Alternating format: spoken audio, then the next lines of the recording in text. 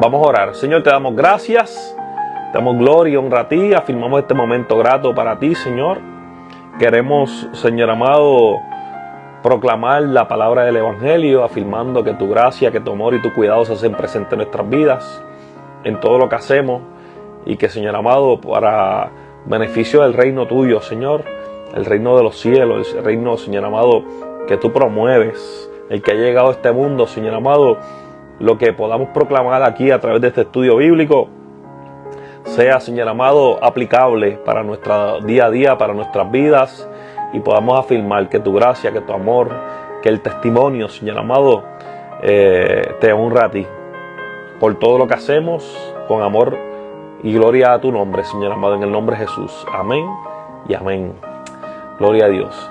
Bueno, la noche de hoy damos continuidad, ¿verdad?, a un tema extraordinario. Había hablado yo hace un par de días, ¿verdad? Ya llevo 2 martes hablando de un tema bien chévere, titulado Las señales de la iglesia, o los signos de la iglesia, o las marcas de la iglesia, dependiendo del teólogo o la teóloga que usted escuche, pero quiere decir lo mismo: señales, signos o marcas de la iglesia.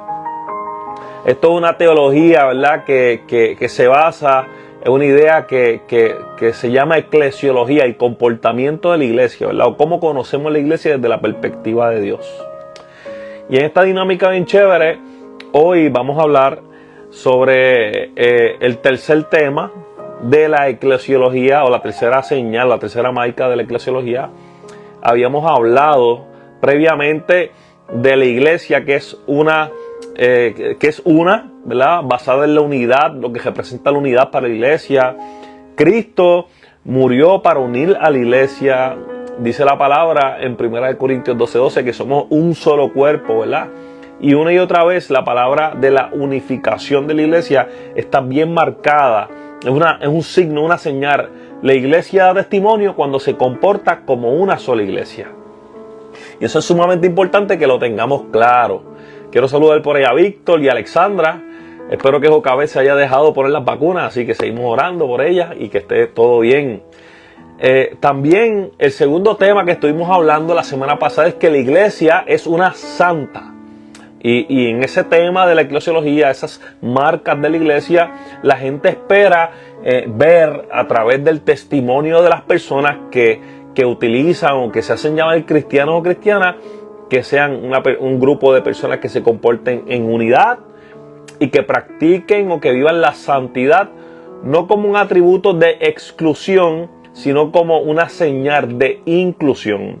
La santidad nos invita a repensar día a día quiénes somos y a transformar nuestros corazones siempre en pos del bien, de lo correcto, del testimonio, de ir en el camino que Cristo ya trazó para nuestras vidas. Y hoy tenemos la continuidad de este tema. Hoy vamos a hablar vamos a tener la continuidad de este tema, y vamos a hablar de que la iglesia es una católica. Y quiero utilizar este término católico porque hemos escuchado de él desde la perspectiva de la iglesia de los hermanos católicos o católicas, ¿verdad?, la iglesia tradicional, pero el término católico trasciende, ¿verdad?, a lo que es la denominación. Es un término más allá de lo que representa la universalidad de la iglesia. Lo que significa católico es el término universal, diverso, cómo se conecta algo que es plural, ¿verdad?, que tiene muchas maneras de verse, pero se expresa bajo el testimonio de Jesucristo. Y en esa línea es que voy a marcar el término católico. Así que si lo utilizo en el camino, hablo desde la perspectiva de la eclesiología, las señales de la iglesia. La iglesia tiene que ser una, santa, y en este caso católica, diversa, conectada entre otros y otras. Por esta razón, en esta diversidad yo trabajo el tema de la catolicidad bajo el título Dadle vosotros de comer.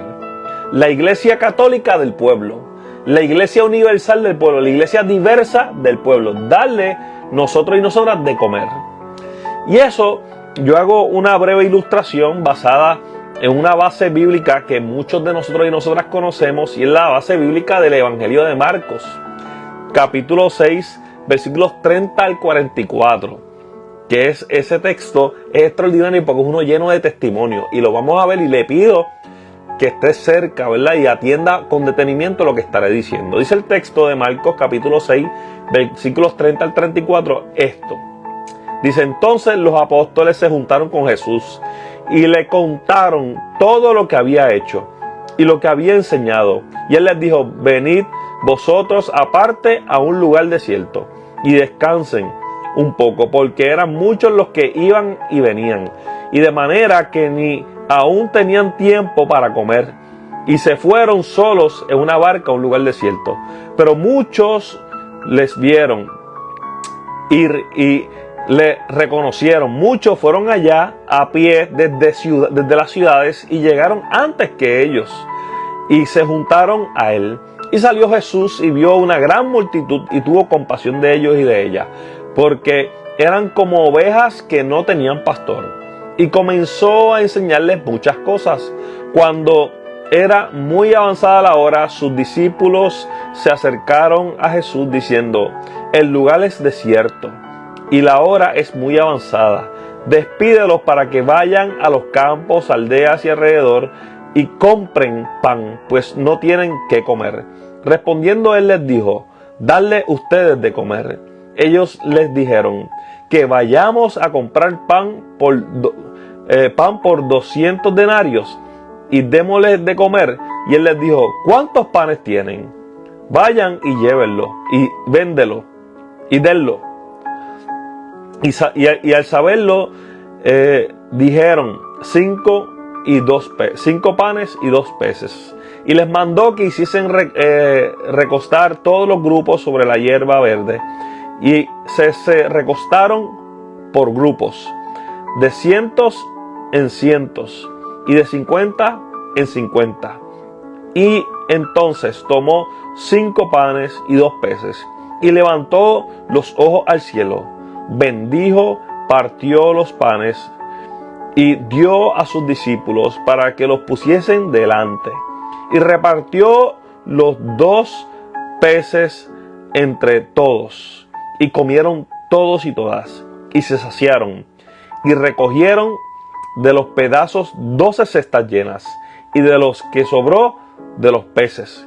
Y lo que comieron eran 5,000 hombres. Esto hay que incluirle las mujeres y los niños, así que eran mucho más que 5,000.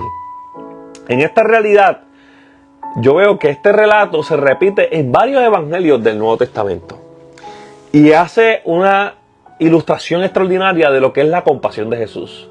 Jesús se da cuenta que esta multitud tiene hambre, pero tiene una hambre doble. Tiene una hambre de buscar y escuchar la palabra de Dios, pero también tiene hambre física. Y la solución ante este acto era despedirlos. Vayan y coman y compren en otros lugares. Pero se iban a perder de algo muy importante que posiblemente lo podían ver una vez en su vida. Y era tener un encuentro directo con Jesús. Sus discípulos, no viendo solución ante la realidad, una realidad apremiante, preferían despedirlos para que fueran entre las ciudades.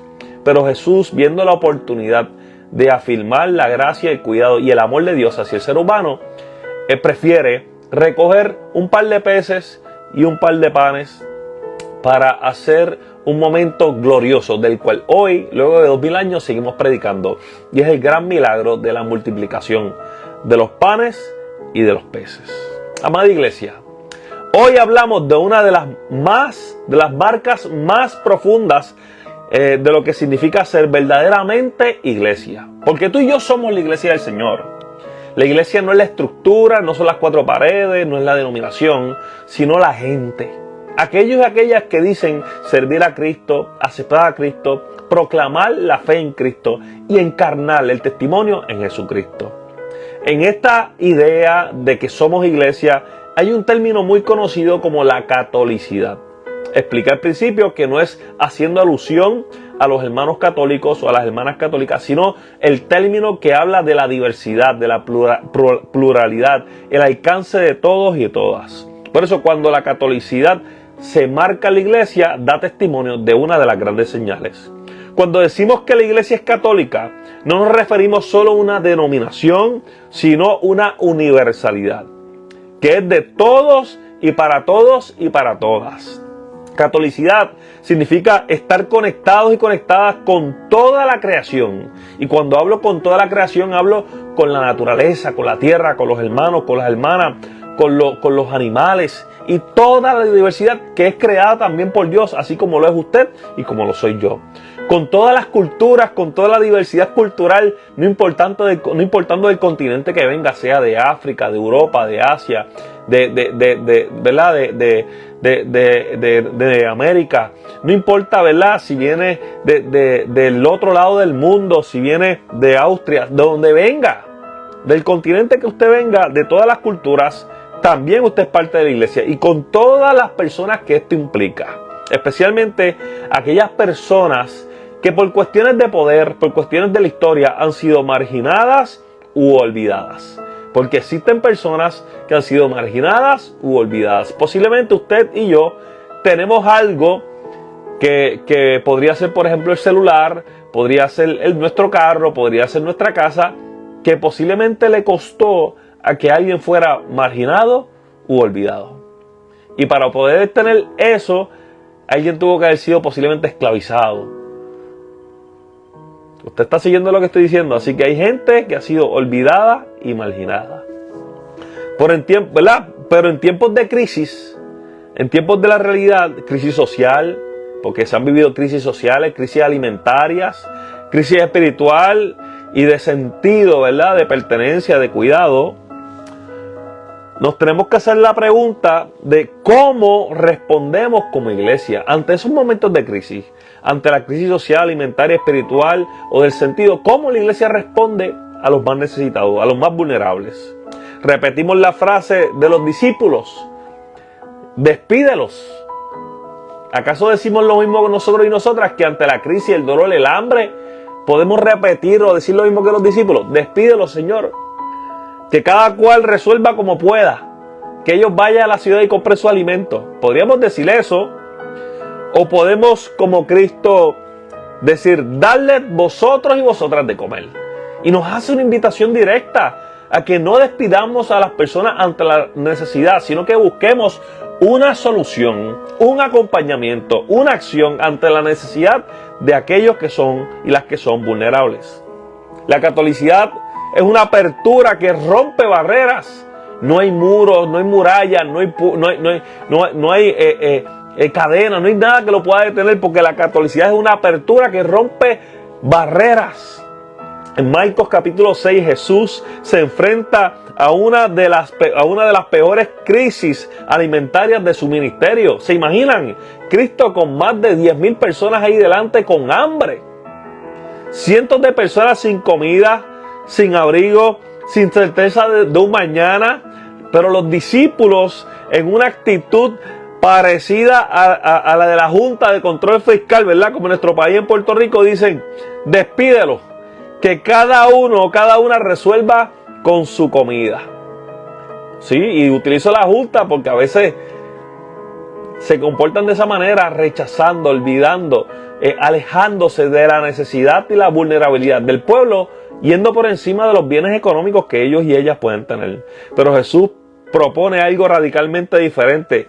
Propone la solidaridad, propone la compasión. Y a eso el Señor nos llama a nosotros y a nosotras como iglesia del Señor, a que vivamos siendo solidarios y siendo compasivos y compasivas. La catolicidad verdadera no se encoge en hombros ante la necesidad. No es así, no se hace el de la vista larga, no se esconde, ¿verdad? No se desvincula, no se aleja de la vulnerabilidad y la necesidad del pueblo. No despide a la gente. La iglesia verdadera y la catolicidad del Señor no despide a la gente ante su vulnerabilidad, sino que les hace un lugar, les acepta, los vincula, les da esperanza. En la iglesia del Cristo resucitado hay espacio para las personas hambrientas, para los que dudan o para las que dudan, para los y las que vienen de otras culturas, incluso para las personas que han negado al Maestro. Porque incluso aquellos y aquellas que han sido capaces de negar al Maestro, Dios tiene un llamado para ellos y para ellas.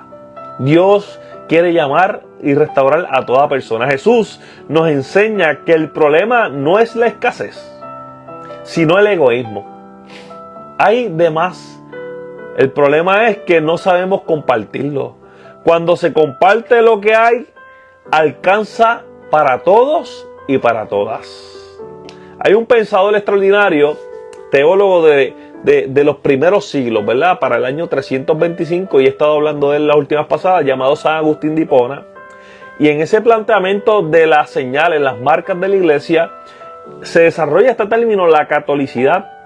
Y San Agustín, desde la perspectiva de la catolicidad, él lo define como que es presencia entre las personas olvidadas. Catolicidad es presencia ante las personas olvidadas. Y eso es bien importante. La iglesia, como una iglesia, y ahorita aclaré qué significa catolicidad, es presencia entre las personas olvidadas. La iglesia es católica porque está presente en todos lados, pero sobre todo entre todos los que el mundo olvida. Y el Señor nos invita a no olvidar a la gente del mundo, a no olvidar a los hermanos y las hermanas que son nuestros vecinos, la gente que posiblemente la hemos visto, no las conocemos, no sabemos el nombre, pero hay un contacto visual, sabemos que están en vulnerabilidad. La iglesia no puede ser ausente ante la necesidad del hermano y la hermana. Porque la iglesia es católica, porque está presente en todos lados, pero sobre todo entre los y las, ¿verdad?, que están en el mundo. Y San Agustín nos invita a reflexionar sobre esto. Para San Agustín, la catolicidad es presencia viva en medio de quienes no tienen poder. Presencia viva entre aquellas personas que no tienen voz, ni templo, un lugar donde adorar. La iglesia no es solo un edificio, una estructura. Aquello es el templo, ¿verdad? La iglesia no es un edificio ni un sistema jerárquico donde unos están arriba y otros están abajo. No. La iglesia es el cuerpo viviente, insertado en cada barrio, en cada esquina, en cada corazón herido. La iglesia es un ente que está presente ante la vulnerabilidad de quienes más necesitan. Y si la iglesia no practica la atención y estar presente ante los más vulnerables, deja de ser iglesia. Deja de transmitir una señal sumamente importante que define y da testimonio de quiénes somos como iglesia. Y hago una pregunta. ¿Dónde está la iglesia católica de hoy en Puerto Rico? Y vuelvo y resalto, el término catolicidad no es de los hermanos católicos, sino del término diverso y universal que atiende la vulnerabilidad del pueblo. ¿Dónde está la iglesia que atiende la vulnerabilidad del pueblo? De los hermanos y las hermanas del terruño borincano de Puerto Rico. Están con las madres solteras que tienen que elegir entre pagar la luz o comprar la comida. ¿Está la iglesia presente ahí? ¿Está la iglesia presente con el joven o la joven que abandona la iglesia porque no encuentra allí sentido de comunidad? Está la iglesia presente, ¿verdad? Entre los ancianos y las ancianas, solos y solas, los migrantes desplazados o los niños o las niñas con hambre. ¿Está la iglesia ahí presente? Levantamos la señal que el Señor mismo nos invita a dar como testimonio de quiénes somos en Cristo Jesús. Si no estamos con ellos y con ellas, no estamos siendo esa iglesia católica que atiende la vulnerabilidad de los más necesitados y las más necesitadas. El fundador del movimiento metodista, Juan Wesley, atiende también la catolicidad. Y él dice que la gracia de Dios es para todos y para todas. La catolicidad es gracia de Dios para todos y para todas. El texto de 1 Timoteo, capítulo 2, versículo 4, dice: Dios quiere que todos los seres humanos sean salvos y lleguen al conocimiento de la verdad. Wesley entendió que la catolicidad no se trata de uniformidad. No es andar marchando toditos igualitos como robots, como muñequitos de plomo, sino de apertura radical. La iglesia tiene que tener una apertura radical. Por eso predicaba en las minas Wesley. Por eso Wesley predicaba en las calles, en los hospitales. Él no esperaba que la gente viniera al templo. Él iba al pueblo y decía con pasión: el mundo es mi parroquia. Y nosotros como metodistas y nosotras como metodistas tenemos que entender, como gente cristiana de Dios, que el principio de esta denominación no se da dentro de las estructuras, sino la gente que estaba dentro de las estructuras sale para la calle, sale para el mundo a predicar en los lugares más necesitados para llevar el evangelio de esperanza para quienes más necesitaban escuchar palabra de esperanza. Eso es sumamente importante, y que entendamos quiénes somos nosotros y nosotras y por qué nos llamamos de esta forma. La Iglesia Católica, o en el término universal, ¿verdad?, bajo la definición de lo que representa catolicidad según Wesley, no discrimina, no condena al diferente o la diferente, no se encierra en burbujas religiosas o estructurales, no se insula. Es una iglesia que abraza, que pregunta, que camina con el pueblo. Puerto Rico necesita una iglesia así presente, que dé sabor, que dé gusto, verla caminar, verla dar testimonio, que salga al encuentro, que reconozca las luchas del pueblo y que predique el evangelio en formas que han sentido a las personas de hoy, que han lastimado a las personas de hoy. Esto incluyendo a las personas que no asisten a una iglesia, que muchas veces no han dejado a Dios, las que no asisten a la iglesia, sino que han sido dejados por la iglesia. Hay gente que no va a la iglesia no porque ellos o ellas han decidido alejarse de Dios, sino porque la gente de la iglesia, lo de las estructuras, han decidido simplemente no acompañarles. Entonces ahí dejamos de nosotros ser iglesia cuando decidimos no atender al más vulnerable, a quien se ha alejado, a quien aún sigue amando a Dios pero no se siente identificado con una comunidad. Somos nosotros y nosotras copartícipes de las personas vulnerables, del daño que le hacemos a las personas vulnerables. Y la iglesia tiene que salir al mundo, como dice Wesley: el mundo es mi parroquia. Hay una teóloga extraordinaria llamada Elizabeth Conde Fraser que practica la teología desde la perspectiva pastoral. Y ella dice: una iglesia que se incultura acoge la diversidad. La verdadera catolicidad valora a la diversidad como un don y no como una amenaza. Conde Fraser nos recuerda que la catolicidad no es solo una extensión geográfica, sino encarnación cultural. En otras palabras, la iglesia se encarna en el evangelio para servir, para promover, para dar esperanza a quienes más necesitan. La iglesia debe hablar el idioma del pueblo, no el pueblo el idioma de la iglesia. A veces la gente llega de visita a las iglesias y no entienden ni papa la jerga de la iglesia, porque nos hemos metido en jerga tan religiosa que hemos desvinculado nuestra lengua religiosa de la lengua social. Y la iglesia tiene que ser una iglesia que se vincule en la jerga, en las palabras, en las expresiones con el pueblo. ¿Para qué? Para mantenernos conectados y conectadas. La iglesia necesita de una forma integrada la encarnación con la cultura. La iglesia debe hablar el mismo idioma del pueblo, sentir sus dolores, conocer sus canciones y vivir sus luchas. Hay veces que la iglesia se ofende cuando hablamos de que tenemos que levantarnos para atender las luchas del pueblo. Y rapidito tildan a uno de político, de izquierdista, de pipiolo, de nacionalista, cuando en realidad uno lo que hace es levantar la voz por aquellos y aquellas que son vulnerables, que no tienen los mismos privilegios que tú y yo, que no tienen las mismas oportunidades que tú y yo. La iglesia debe hablar el mismo idioma del pueblo, debe de sentir sus dolores, debe de conocer sus canciones, debe de vivir sus luchas. Por eso la gente dice: mira, ¿por qué los jóvenes no vienen a la iglesia? Es que se les hace más fácil. Se le hace más fácil entender la jerga de Bad Bunny que entender las expresiones que tú y yo utilizamos como iglesia. Porque a veces Bad Bunny es más coherente con sus expresiones que tú y yo con nuestras expresiones. Y es tiempo de que la iglesia evolucione con sus palabras, que alcance a las personas, como dice Elizabeth Conde Fraser, la teóloga.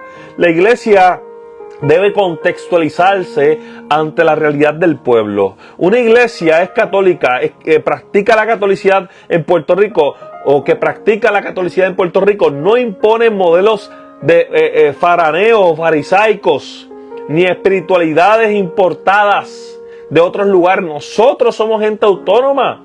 Nosotros debemos de leer la realidad de la Biblia entre nuestro contexto, nuestro pueblo, nuestro sentir, nuestro sabor, nuestra carisma. La Biblia se puede leer desde nuestra realidad y nuestro contexto. Una iglesia debe de ser autónoma en todos los sentidos.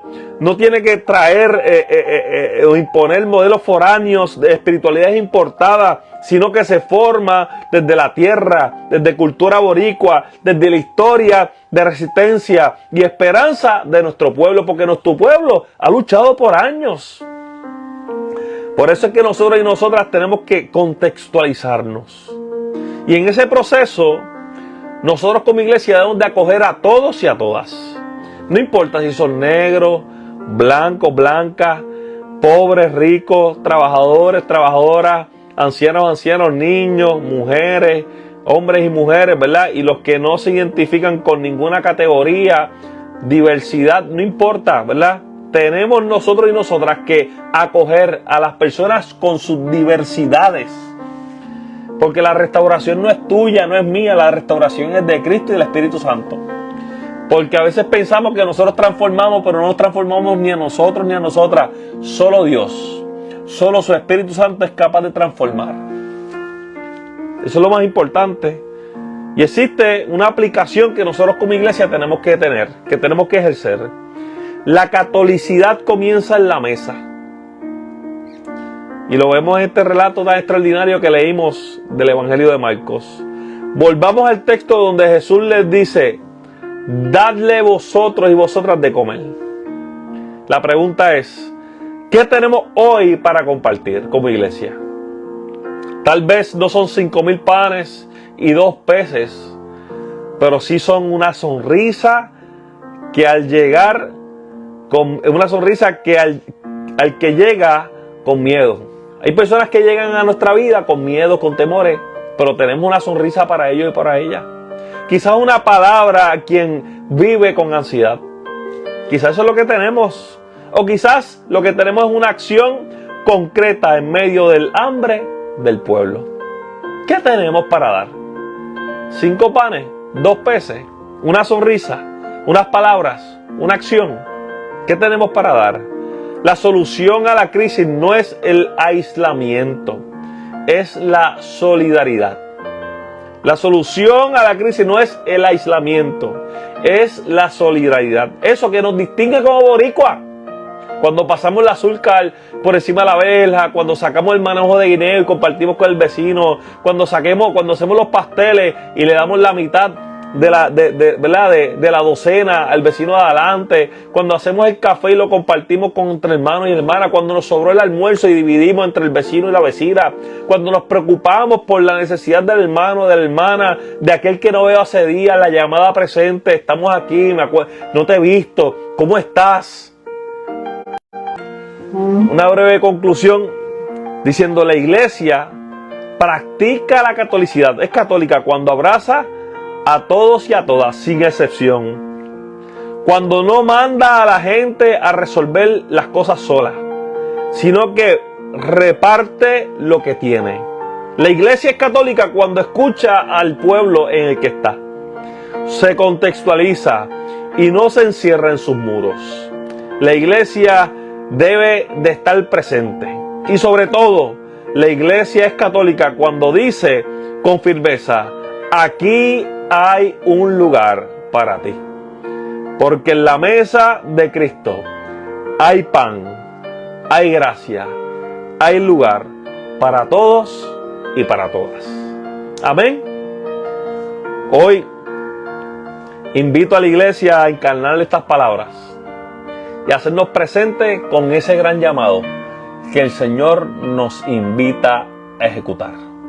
Amén. Yo en este momento quiero invitarles a tener un espacio de oración. Y si usted es de las personas que están aquí conectadas y tienen una petición, yo creo que es importante que la podamos compartir. Si así usted lo desea, que la podamos compartir Así que si usted tiene alguna petición, por favor, tráigala aquí para nosotros y nosotras tenerla presente, ¿verdad?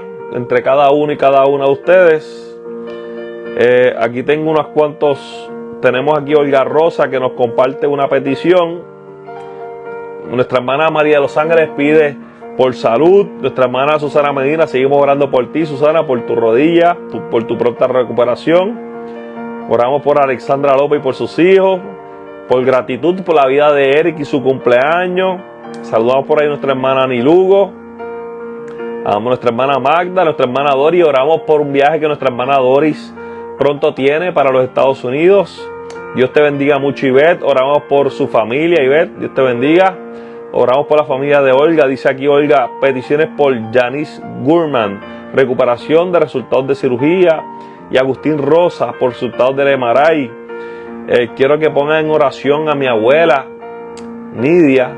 Ella se encuentra hospitalizada, llevaba unos cuantos días intensivos en el hospital Menonita en Guayama. Así que yo les invito a que mantengan a mi familia en oración ante esa realidad, ¿verdad?, que estamos enfrentando como familia. Por supuesto que trae dolor, ¿verdad?, pero afirmamos y confiamos en que Dios tiene cuidado de cada uno de nosotros y de nosotras. Amén. Quiero que tengan, nuestra hermana Titi Gloria nos pide oración por Tania, agenda, ¿verdad? Tiene una agenda de diálisis. Por Irma Mojica, por redención, ¿verdad? Por Karinés Rosado, por salud. Y por supuesto, ella menciona ahí a mi abuela también. Y ya mencioné a nuestra hermana Angie por su salud también. Oremos por nuestra hermana Cecilia, alias Chili, que ella es la señora madre del pastor Ángel Manuel López. Oramos también por la hija del pastor Ángel y su esposa Madeline, que se encuentra en los Estados Unidos y está, ¿verdad?, en el proceso de embarazo. En cualquier momento puede dar a luz, así que oramos por esta hermosa familia para que Dios provea y tenga cuidado de cada uno y cada una de ellas. También oramos por el viaje del pastor Ángel, que sale el día 20, para que Dios tenga cuidado al llevarlo y traerlo, que todo esté con bien. Y oramos por supuesto por la Iglesia Metodista de Benecer, por todos los planes y los proyectos que tiene por delante. Así que Dios bendiga, ¿verdad?, esta comunidad de la cual usted también es parte. Y sigamos por ahí conectados y conectadas con la gracia de Dios. Amén. Así que vamos a tener un momento de oración. Si usted así me lo permite, yo quiero dar gracias también, porque ya oficialmente el domingo pasado entregué mis últimos trabajos. Ya hoy terminé mis 2 clases y mañana me queda la última clase para asistir, pero ya entregué todos los trabajos.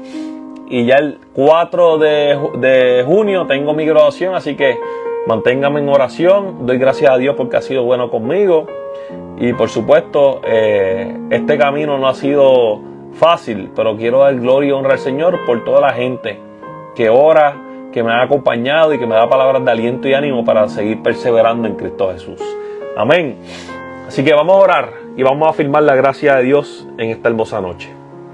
Señor, te damos gracias por tu bendición, por tu palabra, por tu cuidado. Mira a los hermanos y las hermanas a la distancia, Señor amado, en sus realidades, sus peticiones, todo lo que presentan, Señor amado. Asimismo también a los hermanos y las hermanas del grupo de apoyo de pacientes y cuidadores de Alzheimer, que asistieron hoy y presentaron sus peticiones también. Señor amado, tómalas en tus manos, trae fortaleza y consuelo, trae paz sobre cada uno y cada una de ellos y de ellas. Y afirmemos, Señor amado, tu dirección, tu presencia. Damos gracias por cada bendición, por cada milagro, por cada experiencia. Damos gloria y honra a ti, Señor amado, porque has sido fiel, has sido bueno. Mira cada familia, mira cada hermano, mira todo lo que hacemos. Guíanos, Señor amado, por todos los senderos, por todos los caminos, por donde estamos. Queremos ver, Señor amado, tu guianza en todo momento. Y sobre todas las cosas queremos estar descansando en ti. Por eso, Señor amado, te honramos y glorificamos tu nombre. Y afirmamos que tu gracia, que tu amor, que tu dirección y cada petición aquí presentada está, Señor amado, en el hueco de tu mano. Guíanos, Señor amado, danos paz y enséñanos, Señor amado, que tus propósitos son mejor que nuestros propósitos. Que nuestros sueños, Señor amado, deben de ir de la mano a tus sueños. Y que tu gracia, que tu amor, que tu bendición se hace presente en nosotros y en nosotras. Gracias a tu Espíritu Santo. En Cristo Jesús he orado. Amén, amén y amén. Iglesia amada, saludos a altura, espero que estés bien. Gracias por estar aquí presente en la noche de hoy, por acompañarme una vez más a través de este encuentro con las Escrituras. Yo les recuerdo que este próximo sábado tendremos Amor por Ebenecer y tendremos el día 11 el servicio de adoración, el día donde se lo dedicamos a las madres extraordinarias de nuestro país, mujeres extraordinarias que nos llenan de bendición y nos guían por cada camino, así que damos gloria y honra al Señor. Y les recuerdo que el próximo martes nos vemos nuevamente con este extraordinario encuentro con las Escrituras desde las 7 p.m. Y terminamos, ¿verdad?, este espacio de este estudio bíblico con el último tema, ¿verdad? Y es marcas de la iglesia o señales de la iglesia. Y el último punto es una iglesia apostólica, ¿verdad? Una iglesia apostólica. Y hablaremos un poco sobre lo que representa eso para la iglesia y lo que el Señor a través de esa expresión nos invita a hacer como cuerpo del Señor. Recuerde siempre que estoy a la orden, que les amo mucho, no se pierdan, no se dañen, sigamos hacia adelante en Cristo Jesús. Amén. Y oramos que la gracia, que el amor y la bendición de Dios Creador, Hijo Redentor, sea contigo y también conmigo. En Cristo Jesús. Amén, amén y amén. No se dañen y vamos para adelante en el nombre de Jesús. Bye.